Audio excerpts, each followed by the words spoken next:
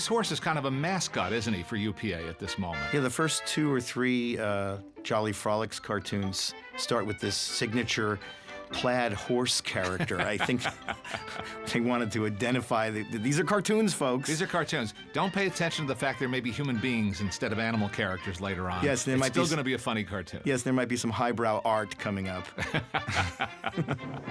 Well, see, the whole point is that UPA really didn't want to do funny animal cartoons. This is what they all had made a living doing for Disney and for Screen Gems and for Warner Brothers. And these guys who were, well-trained and smart and forward-thinking artists wanted to do something new and something different. And they came up with this character, the nearsighted Mr. Magoo. And as you see here, he looks a little different than the Magoo we come to know and love later on.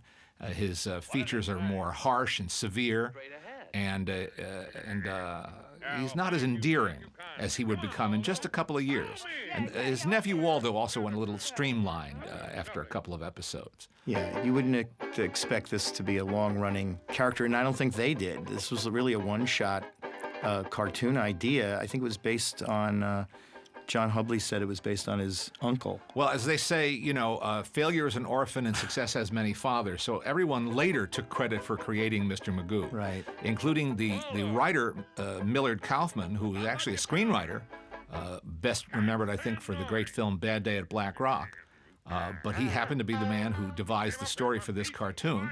Hubley said that Magoo was based on an uncle of his. They all acknowledged there was a little bit of W.C. Fields in the character and kind of a curmudgeonly character.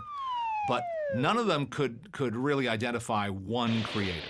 John Hubley wins almost by default because he was not only the director of the cartoon, but he was, the artistic soul of UPA at this point in time.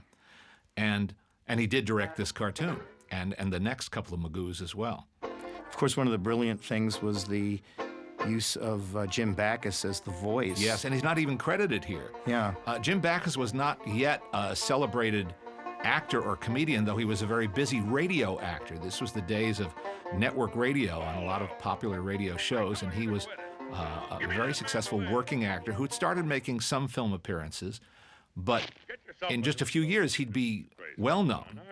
And one of the things that followed him the rest of his life, even through the years that people knew him for being on Gilligan's Island, and before that I Married Joan, the popular TV situation comedy, was that he was Magoo.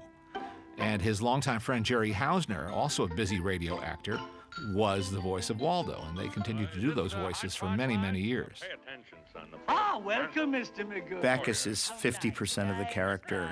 It's not just the animation, which is great, but he's the personality of Mr. Magoo, and he never really gets bad at it. Even in the later films, he does. In fact, he even gets better in some ways. A lot of people love as I do, the Magoo's Christmas Carol.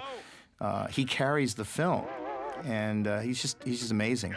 Well, Jerry Hausner later said that when they made this first cartoon, John Hubley did something that was considered very unusual. He encouraged Backus to ad-lib. Mm-hmm. And that he and Hausner, being good friends and having worked together so often, felt very free ad-libbing with each other. And that again, was something not usually done on cartoon voice tracks. This bear could be out of a Walter Lantz cartoon from the same period. It's traditional cartoon bear, the kind of thing they would not be doing pretty much right after this cartoon.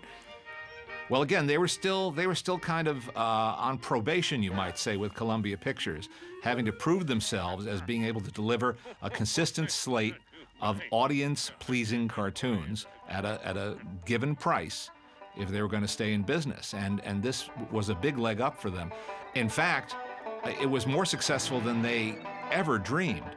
It led to Columbia demanding more Magoo cartoons. Right. And at first, John Hubley was happy to oblige. I mean, he didn't want to repeat himself, and they thought they would just do one-shot cartoons, each one being an individual idea. But he liked Magoo, so he did 2 more Magoo cartoons, and then he said, I'm not going to have any more of these on my agenda, and he let other people take over the series. But in time, Magoo became the UPA studio's breadwinner. He really kept them going. I actually saw an interoffice memo that was from Columbia Pictures to UPA, to Steve Basusto, basically insisting that all the Magoo cartoons have the word Magoo in the title, because that's how quickly they could, Magoos were so popular, and they wanted to pull them. And they had a couple of the early ones, Pink and Blue Blues and Kangaroo Courting, which are not they are Magoo cartoons, but the thing is, no one knows that until you watch them. So they made them put the name in each cartoon. Yeah, today they'd call that branding, wouldn't they? Yeah. There's an animator named Leo Salkin who was in their story department at UPA, and if any of you historians go out and find a photo of him online or somewhere, take a look. He looks like Mr. Magoo, and I believe when they started softening the drawing, they ended up caricaturing Leo Salkin, and it's separated at birth. Take a look. And of course, the other thing is that people who only think of UPA as a visually forward studio, doing new and daring things with backgrounds, with movement, with staging and layout, cannot ignore the fact that these Magoo cartoons, especially the early ones, are really funny. And another thing we should be pointing out at least once here is that these restorations on these cartoons are magnificent.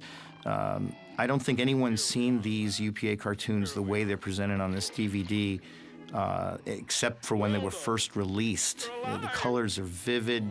And these guys, the UPA directors, color was a big deal for them. Jules Engel was hired just to supervise color. And we're getting that, we're finally seeing, his genius in these films for the first time. He and Herb Klin are often credited with color. They're not the only ones, but they were the first ones, I think, to get that specific credit on these cartoons. Well, it's easy to see why this was a success in 1949, isn't it? Yes, great cartoon. Yes, indeed. Still holds up and launches Mr. Magoo.